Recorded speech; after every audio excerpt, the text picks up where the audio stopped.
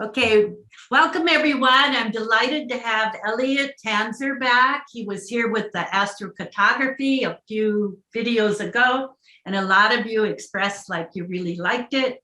And so then we were talking, and he had suggested going into retrograde because the retrograde has become like a meme that everyone blames everything on. They're so thankful when Mercury retrograde is there because you can blame it on it, right?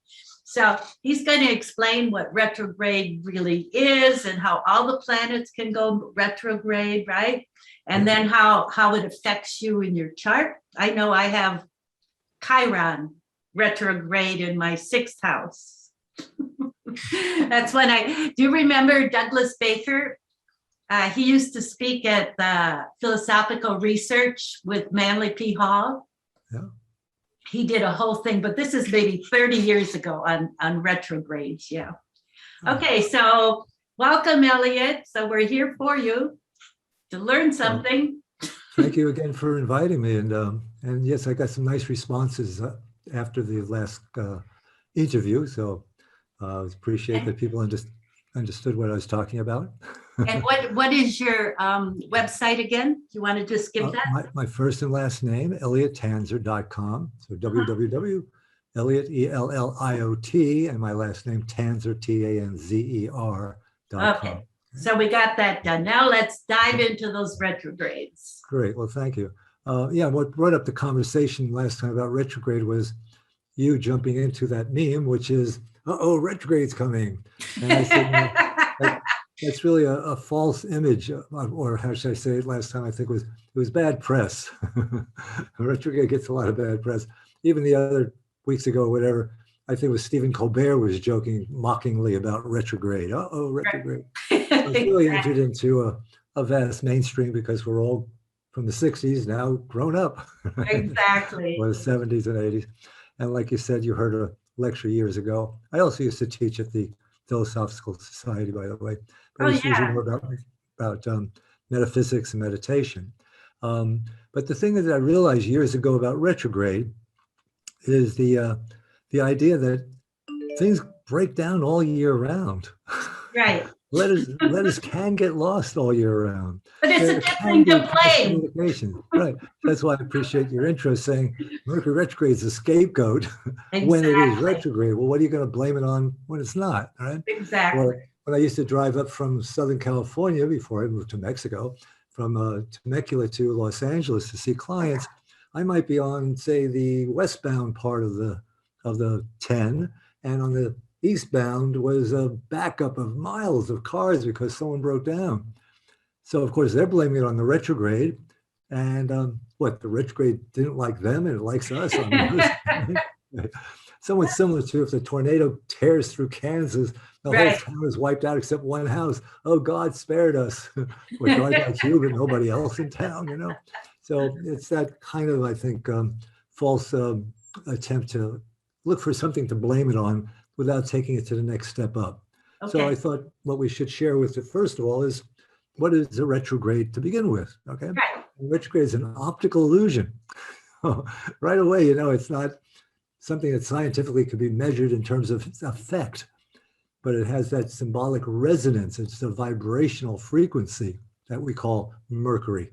So it really has nothing to do per se with the planet, as if planets cause anything to happen, but rather that each planet is a vibrational frequency based on the size, relative distance from the sun to where we are, whether there's another planet in between like Venus or Mars, or, and all these things kind of conglomerated to a resonance, a vibration. Okay? Mm-hmm. So what Mercury resonates with is the brain or the nervous system. Okay? As we can see about people who are very emotional, they cry at the end of the movie when they play the violins, they resonate with the moon. It doesn't matter what their zodiac sign is, somewhere in their birth chemistry is emotional energy. And that would be symbolic of a moon position, or Cancer sun, or Cancer rising, or Cancer, right? Or the 4th house, or the moon in the 1st house. There could be lots of opportunities. Full moon person, new moon person, okay? So they're all going to, likewise with Mercury, okay? Now there's actually 4 different kinds of positions for Mercury. There's if we think of the sun as being, in this case, stationary, and Mercury is the one that's moving faster, so it doesn't matter how fast the sun is moving, eventually Mercury passes the sun, it's going direct, right? And then at some point, it's at a relative distance from the Earth where it appears to be slowing down, stands still on that day, which makes it very powerful. And then it goes retrograde or appears to be going backwards past the sun. So there's Mercury direct ahead of the sun, Mercury retrograde ahead of the sun, Mercury retrograde after it passes the sun. Those tend to be very retrograde thinking people, more conservative usually, and slower to grasp things. And then there's Mercury going direct again. Well, stand still, again, a very powerful moment. And then it goes forward again. And that's Mercury direct, but it's behind the sun. So you have four very, very different brains, okay, or ways it's going to affect these people differently. And of course, we have to bring into consideration whether they're Aquarius or Pisces or, what are the other, how should I say, abilities for their brain to think abstractly, which might be Aquarius, or intuitively, etc. Yeah? So when we think of Mercury as resonating with the brain and going direct, you might say it resonates with the so-called left side of the brain. Logic, forward thinking, sequential, and what we sometimes like to call the masculine side or patriarchal side. Right. Yeah. And in our society, that's what's been mostly promoted in schools, right? You go to take a class and the teacher says, figure it out, think it out. Right. And the person may be a retrograde person who can't quite grasp it. Yeah? So those students are different kinds of students. So you're saying the retrograde is in there, where it is in their chart affects that. Exactly, yeah. Now, when Mercury goes retrograde every 3 months for 3.5 weeks, actually 30, sometimes exactly 3 weeks, sometimes 33 more days past exactly 3 weeks. So each one is a little shorter or longer, has its own implications. When Mercury is in someone's chart retrograde, but if it's ahead of the sun as it's coming up, those people tend to be more intuitive geniuses. They think outside, they have their own way of coming to logical conclusion. It's just different than the way somebody else might have procedurally thought it out. And very often they're also dyslexic because their brain is going so different. That's me, I'm dyslexic. Yeah. So there's other reasons for these things too, and not everybody is dyslexic. But now, to show you the fallacy of thinking Mercury retrograde is a problem, of course, as an astrologer, my oldest son is a Mercury retrograde. And it's conjunct Saturn. He's got Aquarius rising. He was born the Virgo time of day. He's a computer guy. He's a programmer. There's nothing retrograde about, but he thinks differently about dashes and dots and stuff that I can't comprehend. And you can't either because you're a Pisces. I'm a Pisces type person. I have a lot of Pisces in my chart. So, we're technophobic. Exactly. It's a little bit, although I've written 4 books now on the computer. I know how to use PageMaker, or now it's called InDesign. But that's different than programming. Right, exactly. It's also teach me how to do it, and then I can do it. Exactly. Okay. Don't tell me how it works. Okay, so Mercury retrograde is not the problem, it's how people think or how they respond to that vibration, whether it's direct. We can think logically. You have a flat tire, you don't blame it on Mercury direct, you fix the flat tire and keep on going. When Mercury's retrograde and you have a flat tire, it's not that you blame it on Mercury retrograde, it's that the brain gets to be a bit combobulated. And it feels, what do I do? What do I do? And I'm late and this, that, and the other thing. And you make a whole fuzzy thinking about it, and then it's a problem. Okay. Now, interesting to note, I happened to have bought my very first computer back in 1983 during a Mercury retrograde. I was trying to get it bought before that, but by the time I got all my funds together and got to the store, and it was already retrograde, I took the gamble and I did it. That computer lasted me 10 years. Okay. In those days, you bought a computer to last, not to get a new one every 3 years or 2 years. And when I sold it as a glorified typewriter 10 years later, I still made money on it, and it served me well. I brought it to all the whole life expos and wherever I would do wherever I'd be doing readings for people. So, because it was an Apple IIc, which comes in 2 parts. Okay, so retrograde's not the problem. It's usually what's happening in your birth chart that makes one retrograde more challenging than another. Yeah. In other words, if you have very good transits during that time period, then retrogrades are really not going to be a problem. And if you have Saturn square Mars or transiting Uranus square the moon, even without a retrograde, you're going to have challenges. And the retrograde may just compound it. Right. Now, what we would say is that, as I was saying about my son, for example, or a mechanic I knew who was born with Mercury retrograde, or a jeweler, someone who makes beautiful jewelry, she was a Gemini, but with Mercury retrograde. During the retrograde is when they get their ideas. So if you're a retrograde person, the retrograde is when you're like a fish in water. Okay, now that's good information for everybody. Yeah. Right. And it's the 2 weeks before retrograde, right, that your brain tends to be a little bit more foggy. So the mechanic can't seem to fix a car. The jeweler can't seem to do anything without burning her fingers with the soldering iron. And my son can't program. And Mercury goes retrograde, clicks on, and all of a sudden the guy's fixing cars. And then after the retrograde's over, these Mercury retrograde people, you might say, have some forward momentum. So that the first month is no problem. The second month is usually no problem. But then as they get closer and closer to Mercury going retrograde, in other words, Mercury is going as fast as possible because it's ahead of the sun, which has an implication. And that's why we sometimes have that feeling time is flying. Okay, when Mercury is direct behind the sun, we're in a nice pace. But when it goes ahead of the sun, Mercury's ahead of the brain or ahead of the person. So it's when the time seems to fly. Wow, either I did so much in such a short time, or wow, where did the time go? Okay. Right. So it's more than just Mercury retrograde or direct. Is it ahead? Is it behind? Okay. And that's why people, now someone like yourself and myself as well, because we have a lot of logic. Obviously you do feng shui and you do a whole lot of stuff that requires capacity, intellectual capacity. You're an alchemist, you work with crystals, you work with all kinds of stuff. I mean, your brain is full of stuff. I've been always very impressed, by the way. All the variety of stuff you've delved into. So you have to have, let's call it a big brain, even though you look like you have a small head. Right? So, Mercury retrograde is not a problem. It's for you because you're intuitive to start with. In other words, you're a right brain person. That's what Mercury retrograde would amplify. But there's that bridge between the left and the right side, which I could never seem to pronounce. Corpus callosum. Thank you. I still can't pronounce it. The colossum part I got, but what's the first one? Corpus. Okay. I'll have to visualize. Like corporal, corpus, corpus. Yeah. That's where my Pisces kind of can't grasp that. I have to be able to visualize it. I have to be able to see convention to write convention. Yeah, okay. I'm a very visual person. So you see the idea of the brain works differently, for different people.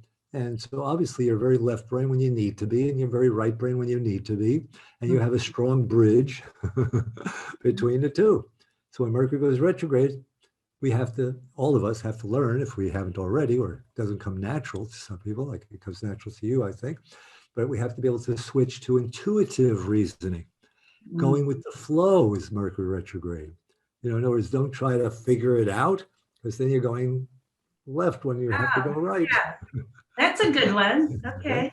Now, the other thing about Mercury retrograde, though, is that there are some guidelines which are significant to follow, because Mercury, if it's going intuitively instead of sequentially, then it's a pattern.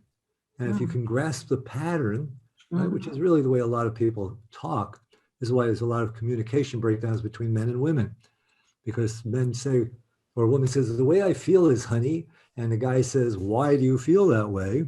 And she then tries to explain it, shifts over to the left brain and says, because of this and because of that, blah, blah, blah, blah, blah. And he says, but that doesn't make any sense.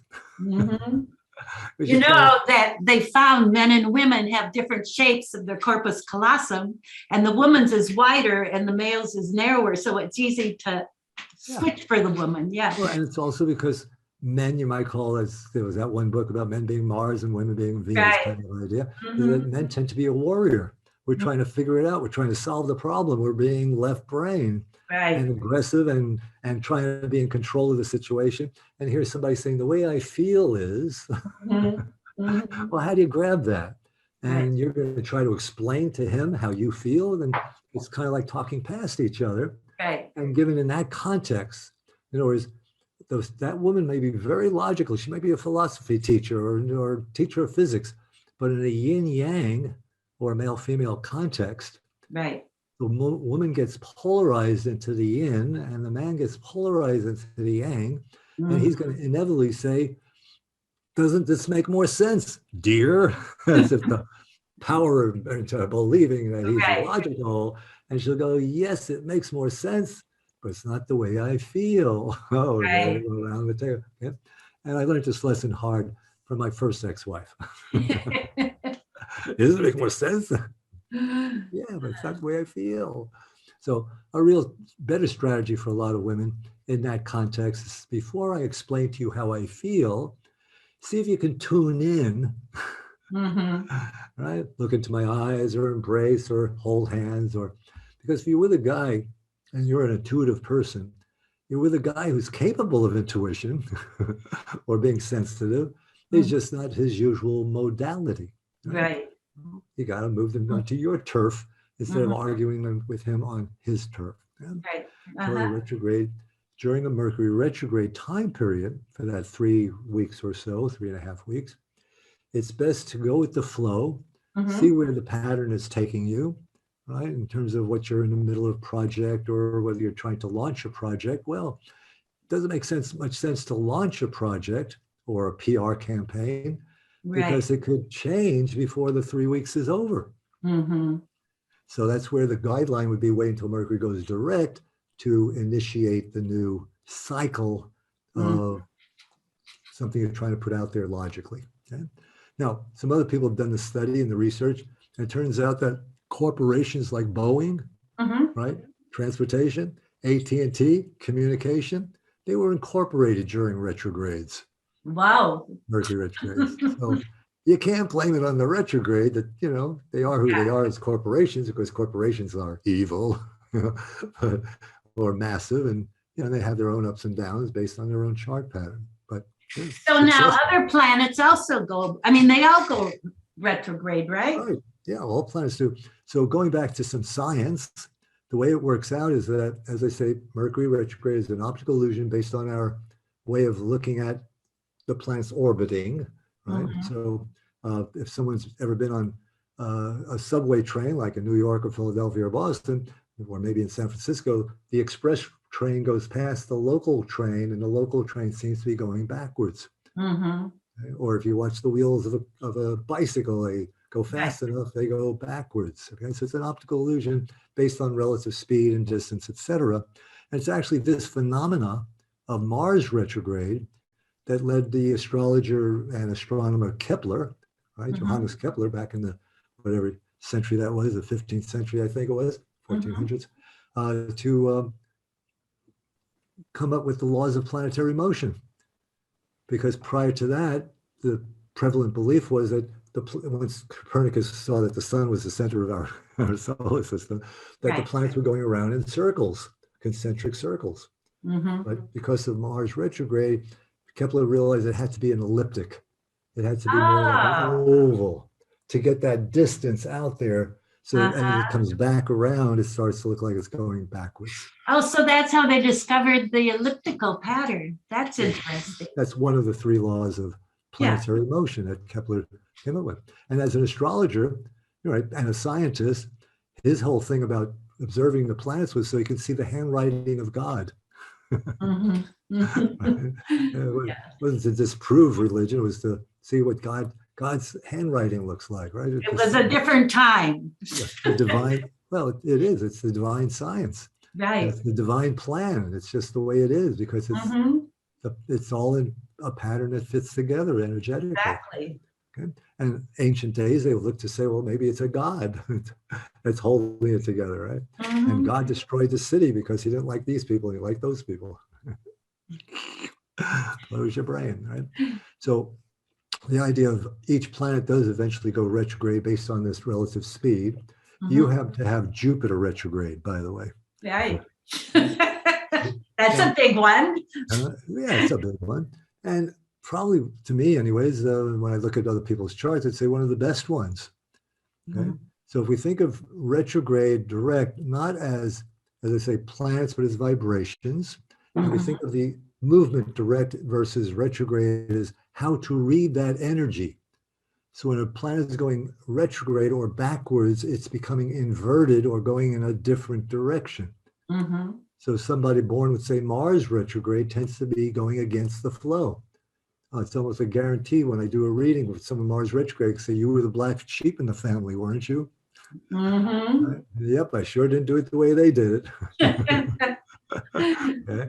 When Jupiter's retrograde, and here's where I think you can think of Jupiter being the big and bold and bright planet, right? Instead of Mars, which is aggressive, going against the flow, Jupiter is expanding. So when we look at it in a birth chart, if it's prominent, we could say this person has an expanded personality.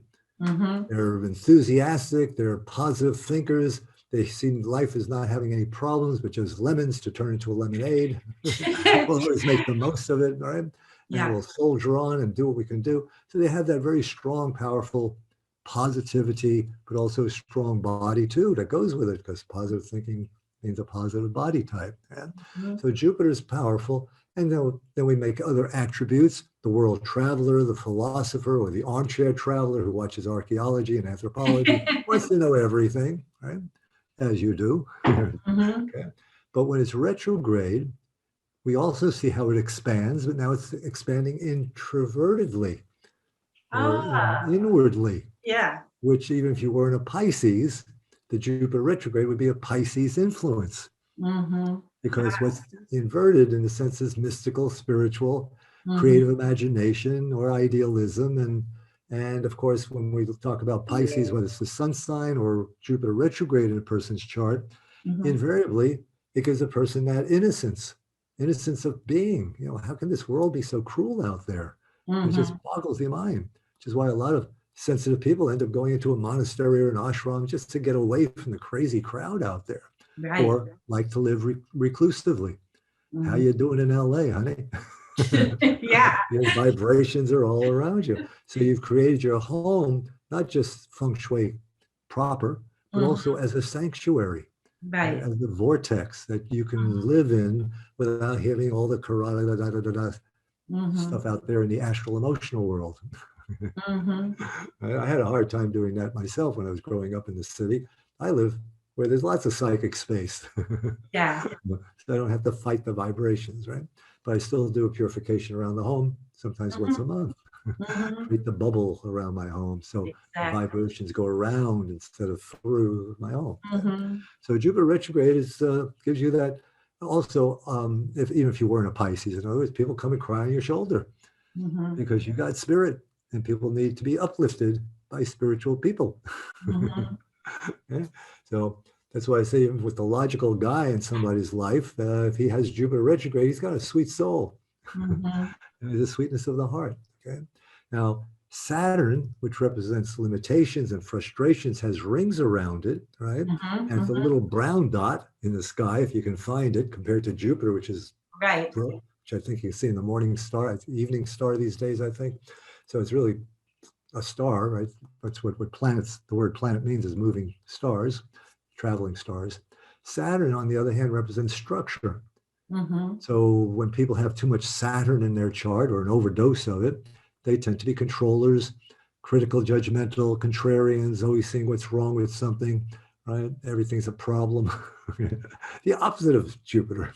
Now, if you didn't have Saturn, you only had Jupiter, you'd blow apart. You need structure to keep it together. So Saturn also rules the bones and the joints and the teeth and anything that's structured, the skin that keeps us from falling apart or blowing apart. Okay, but it has to be in balance with Jupiter, moderation, the middle path. So a Saturn type person has to learn to be more flexible, adaptable as they get older, instead of allowing themselves to become more rigid and uptight. Okay? So anybody who has Saturn strong in the chart usually has problems with their bones, the joints, and teeth from gripping all the time, from grinding all the time, because they're fearful of losing control. So when it goes retrograde, does that change that? Sure. Those people, they worry, they have what we might call the emotionally absentee father, because the father is the one who gives us structure. Right? And ideally, of course, mother and father, but in that role playing, we like to label that the father's role. Be home by 10 o'clock. I'm going to tell your father on you when he comes home, right? Okay, so Saturn tends to be about structure or parental energy, whether it's male or female. And so if Saturn's retrograde, there's usually the emotional absentee. Now, there's 5 different ways that could express: literally dead or divorced, gone, or travels all the time, or a father figure type or parent who's just so uptight that everything is wrong. You bring home 98%. What are you, an idiot? Where's the 2%? Overbearingly. Right? And the 5th type is a really nice guy. Oh, my father, we really loved the guy, and he's a great guy. He really loved us, but he didn't really have the backbone. So he got transferred to the mother. She was the critic. Why aren't you home on time? Why aren't you there? Interesting to note, Obama had Saturn retrograde when he was born. And what's his first book about? Searching for his father, right? Right. Yeah. And in the role playing, if it's a woman with Saturn retrograde, almost invariably, because she lacked that father figure energy, right? Male guidance, or a mother who is there to nurture, either way. She tends to pick a first relationship with a guy who's uptight, critical, judgmental, and or has issues, in other words, with rejection and abandonment. She does. And so she picks a guy who invariably will reject or abandon her, tell her she's too tall, too short, or too this or too that. And somebody who she assumes will have it together.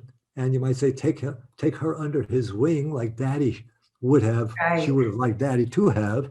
Yeah. Right? And invariably, she's more powerful than the guy she picks. Every time, 100% of the women I've done charts for with Saturn retrograde, first relationships were always with somebody who is really not quite competent or quite capable. Yeah. And it turns out that the wife is the one who sends him through college or takes care of the family and manages everything. And you know, I try to analyze this also in my early years as an astrologer. And then I realized that this is because the person is needing to learn self-validation. Not look outside for someone to say, you did good, my dear. Right. But to be able to say, look at what I've accomplished. Look at who I am. Right? And very often that finally clicks in for women around 40-ish years of age. They finally have enough history to go, I don't need a guy to tell me I did well, or a boss, or a teacher, or a counselor, or, but now I say Obama, a man, it's a little bit different. There, that's the wife who's stronger. And I think you can see that in Michelle. She looks like she's the parent. I remember seeing an interview with him, and he told how he did the dishes. And she just turned to him and said, you've never done a dish in your life. It was so, but you know, it was like that relationship. Exactly. And you can also hear it, I think, in the way he speechifies. Right. He's got it on the monitor. He's a brilliant oratory. He's a Leo, right? But when he's like extratemporaneous, he's got a bit of a stutter, right? A little bit of a hesitancy, you know, he doesn't want to step in it, but that's the retrograde. So early in life, retrograde tends to be, or Saturn retrograde people tend to have a lack of self-confidence, self-assertiveness, and they have to grow into that. Just like the person who has an overdose of Saturn has to learn to be more flexible, adaptable, and go with the flow. So right. Either way, you come back to the middle path, right? Right. So each planet is different. Mercury, Saturn, Jupiter, Mars, obviously going against the flow. What about Venus? Now, Venus is more about the learning to share and receive love. And almost every Venus retrograde chart I've looked at is somebody who might be in a love relationship, you know, but maybe they have their own bedrooms. Right? In other words, it becomes more comfortable not to have to deal with learning and sharing, and you know, instead of embracing that issue. And then sometimes, and this is, I don't, in my own, how should I say, history with readings, perhaps have enough, what do you call it, statistics, but other people have said Venus retrograde people tend to be a frustrated artist maybe, or Mars retrograde people, but I don't see that bearing out. You know, it has to do with too many other factors as to how that may lean in one direction or another. And even in terms of gender preferencing, you know, Venus retrograde women may lean more towards men because it's easier, or male Mars retrograde, women might be more masculine. So, each one, as I said, it gets a little more complicated than just making a blanket statement. Yeah? Right. But Venus would then have to do with the learning about love, because Venus is retrograde. Okay? But probably more significant would be if Saturn is squaring Venus in the birth chart, or Pluto is conjunct Venus, and you get into these variations of a theme. Right. But did they consider Pluto going retrograde? Now, Pluto, Neptune, Uranus. I'm glad you brought that up, because you have some of those retrograde also in your chart. Okay, yeah. But the problem with those planets in terms of evaluating or labeling, I mean, they do have labels, but they become a little bit more, well, let's start with the idea that anything after Saturn is transpersonal. Okay. Right? The planet within the orbit of Saturn is personal. Mercury, how we think; Venus, how we love; Mars, our desire. You can see how they're very personal planets. Right. After Saturn, we call those the transpersonal. So it's much more perhaps on a psychological level or generational. Because when, let's say, Mercury, we said, goes retrograde, that's every 3 months for 3.5 weeks. Right. On average. And that's 3 times a year. So you've gone through lots of Mercury retrogrades in 10 years, 20 years, 50 years. Wow. So that's why I see why it's, Yeah, that's why I say you can't blame it on a retrograde. Right. Many of them are easy, many of them are not. Okay? But Saturn retrograde, for example, it goes retrograde every, I think it's 9 months or 8 months, and then it stays retrograde for 4 months. Wow. Before it goes direct again. Okay? So you have a smaller cluster of Saturn retrogrades in a large environment. Then you get to Neptune, Uranus, and Pluto. When they go retrograde, it's for many, many more months. And so it starts to become kind of more of a generational thing as opposed to a very unique individual thing. Okay? So I don't usually bother even trying to, I mean, you can get so complicated in one birth chart. And to try to start to, and you're part of this generation that prefers, slightly this way instead of slightly that way. And does that like bring in more your ancestors? Perhaps, yeah.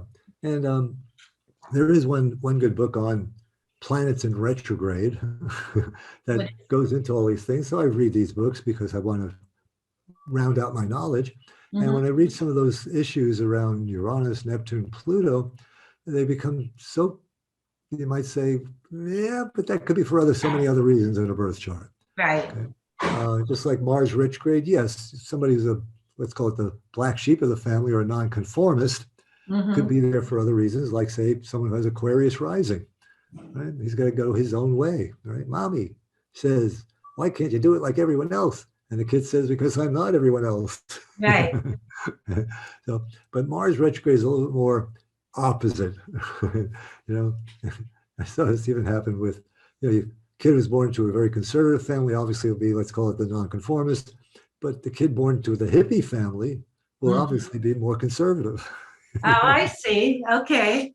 Right? Oh, we're raising our child to be one of the community, and he's a family friend, and and we're not making it. And these parents have all these ideas at a new age, and the kid, forget it. Give me my own teepee in the backyard. I don't want to. Right. It reminds me of my parents being so conservative, and my brother would only mow the lawn diagonally. It would just aggravate them. So everybody else, He's either got Aquarius in his chart, Uranus in his chart, or Mercury. Exactly. Or Mars retrograde. Yeah. Okay.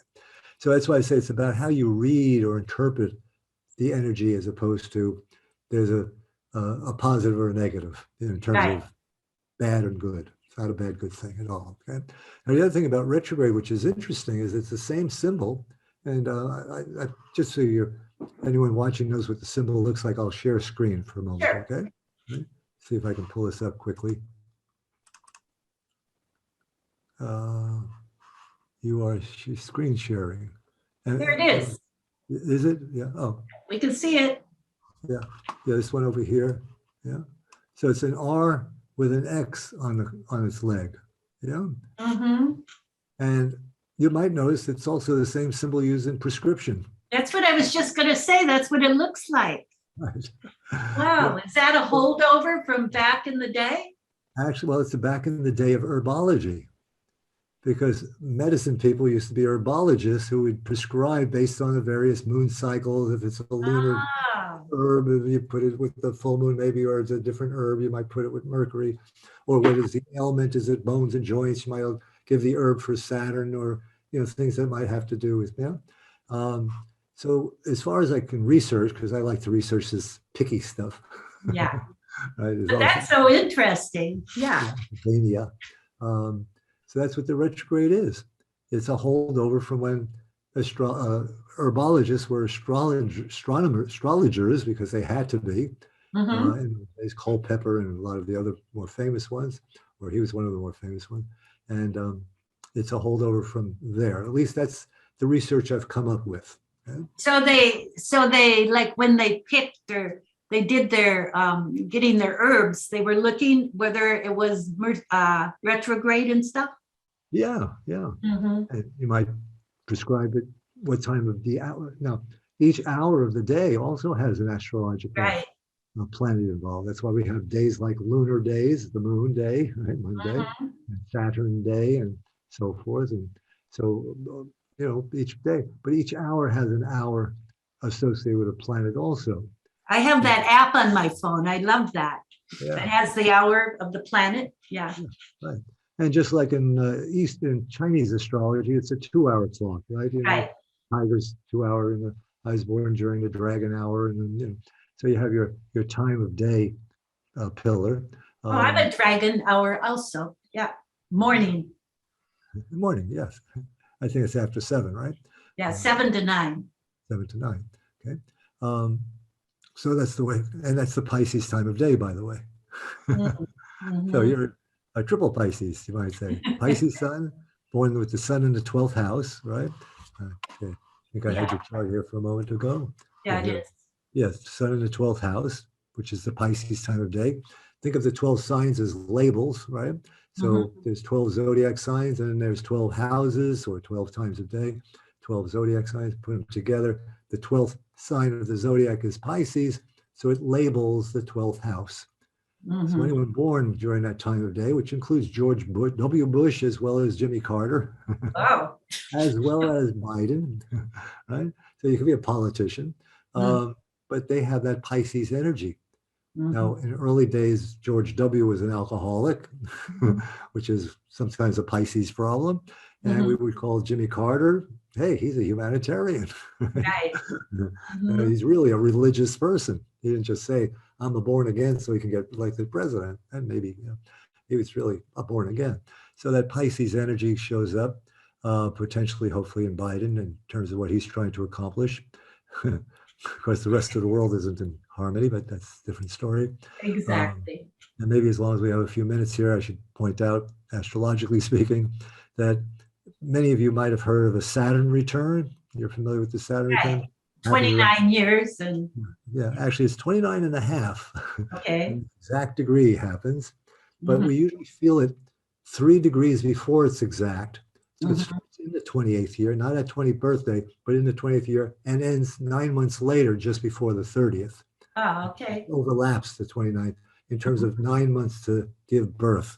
To Mhm. die to your old self, Oh, I you have a see. new beginning. Oh, that's an interesting concept. And Yeah. then it happens again at 58 to 60, overlapping Uh-huh. the 59th birthday, not birthday to birthday, but in the 58th year to just before 60, right? And Mhm. as long as we're going into Saturn, and then every 7, 8 years, it's a 90-degree angle, which is square. So there's tension pretty much every 7, 8 years, with 42, 43 halfway around the first time, for some people being a midlife crisis. So So that's why esoterically they put everything in 7 year, 7. yeah, yeah. And Interesting. it's a way of rounding it up, but it really doesn't go Yeah. 7, 14, 21. It goes 7, 8. 13, 14, 21, Yeah, I 22, see. 28, Yeah. 30, 36, 42, 41. And then depending on if Saturn was retrograde when you were born or not, it depends on how close it is to one way or the other, right? Mhm. Mhm. Um, but Pluto, right, also has a return. And it takes 245 years. We as individuals, that's why Saturn's so important, because it's clockable. Yeah. in a lifetime and go around 2, 3 times, 4 times if you live to 120. Yeah. But Pluto was, how should I say, was in the same degree as it was during the, what do you call it, the 1776 in the birth chart of the United States. Yeah. So Ah. we're in a Pluto return year until Whoa. February 2022. And Wow. Pluto So this year coming up is a Pluto return year it's for already started. for Started months 1776. ago. And Wow. you can see the Pluto Yeah. energy dominant in the United States. Mm-hmm. Conflict of opposites, whichever side you're on, the other side is evil. Right. Exactly.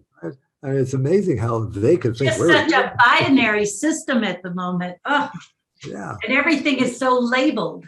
exactly. You Yeah. Mhm. Polarization. And that's Pluto's job. You're either in the darkness or the light. Mm-hmm. And Pluto's job, you might say, is to roll that log over and heal with the light of day. But in the meantime, you got all these little things that you got to deal with. Wow. Yeah. Or you can think of it as a volcano going off. If you're far enough away, wow, it's awesome. But if you're right underneath the volcano, you better get out of there. Exactly. So Pluto is the darkness and the light, capital D, capital L. Mm-hmm. It's And the, so then there's the asteroids, because when I was talking about Chiron, I was interested in the centaurs, so I got into that. But so the asteroids also go retrograde, right? well, the asteroids, so they go retrograde. All of them, I don't remember. Oh, well, I just know I have Chiron retrograde. Per Douglas Baker. I don't- Yeah, no, and I don't have that on the chart form I pulled up for you, so it's a little bit Yeah. hard. But But I mean, is that considered at all or not? well, quite frankly, Yeah. I don't play with the asteroids. Okay, so I mean, you keep it more like the real persona, not the transpersonal and not those fringy. Well, no, let me say it differently.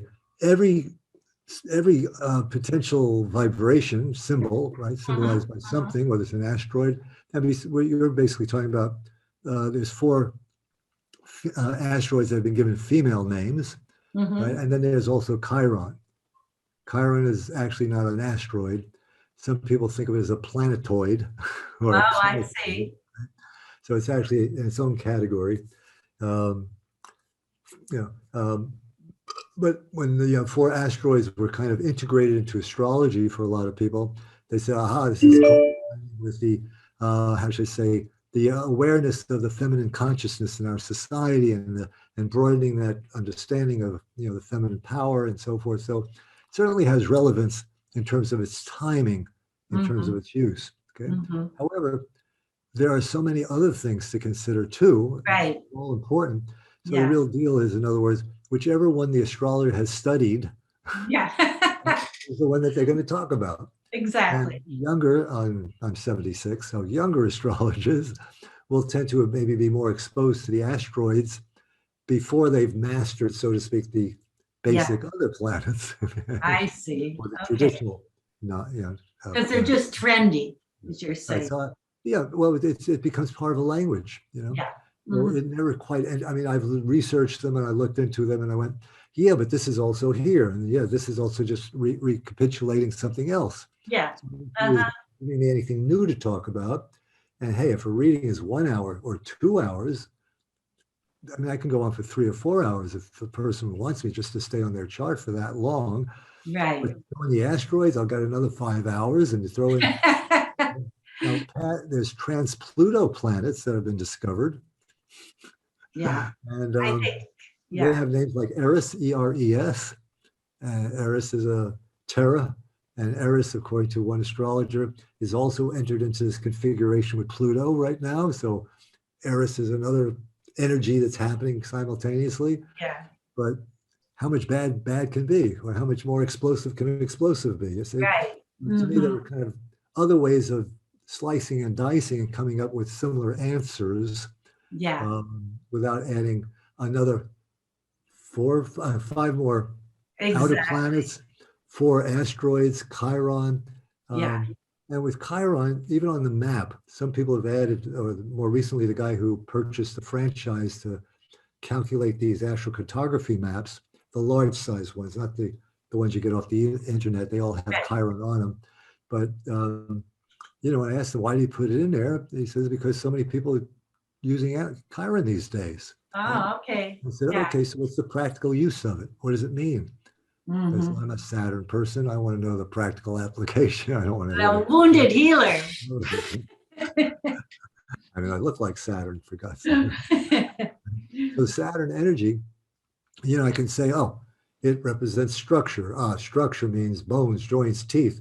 Time, we structure our day around time. I can give a health issue. I can give a psychological issue, uptight, critical, judgmental. In other words, there's attributes. Okay. Yeah. What are the attributes of Chiron that one could say you're living on a Chiron line, and these are your attributes that are being expressed. Okay. Unlike, as we talked last time, and a lot of astrologers don't really know how to interpret charts, maps, but think they're good astrologists, so they think they know how to do a map, but they don't know the technique, basically. Yeah. They might say, go to Mercury to write a book, go to Venus to fall in love. And like with the Mercury retrograde on one side of the highway to the other. You mean you have to choose? Either go write a book or go fall in love? Right. No, you can fall in love and write a book on Mercury. You can fall in love and write a book on Saturn. In fact, John F. Kennedy lived his whole life on Saturn. He became a president of the United States and wrote 2 very successful books. But he probably had a loveless marriage because he was a womanizer, and he was suffering from depression, and he had 16 different drugs he was on for his many ailments, and he almost died 5 times. And, he wasn't a happy puppy. Right, exactly. As I said last time, if he took my advice, he would have went to California, lived on his Venus line, probably would have met Marilyn Monroe and fell in love with her. Yeah. Of course, died on her Neptune line from drugs and alcohol. So I would have told her. Anyway, we're coming to the end. That was so much information. Ooh. But we got the main part of the main planet. So so everybody will have a different concept of it now. Right? That's the whole idea, yeah. And look at your birth chart to see if you have Mercury retrograde when you were born. Yeah. If you have Mercury retrograde when you were born, then probably Mercury retrograde is your friend. And instead of listening to everybody else in the news say, Mercury's retrograde, hide. Or especially if you have 2 weeks before retrograde that your brain is a little bit befuddled, you probably have Mercury retrograde. Right. So my son always calls up, he says, Mercury's getting ready to go retrograde, isn't it? Oh. Said, yep, you're right. He says, yeah, I'm having trouble concentrating. You've got a good guinea pig there for your Mercury retrograde. Yeah. And my other kids got Saturn retrograde. So that's good. But instead, thank God, instead of an absentee father, he just has a different last name than I do.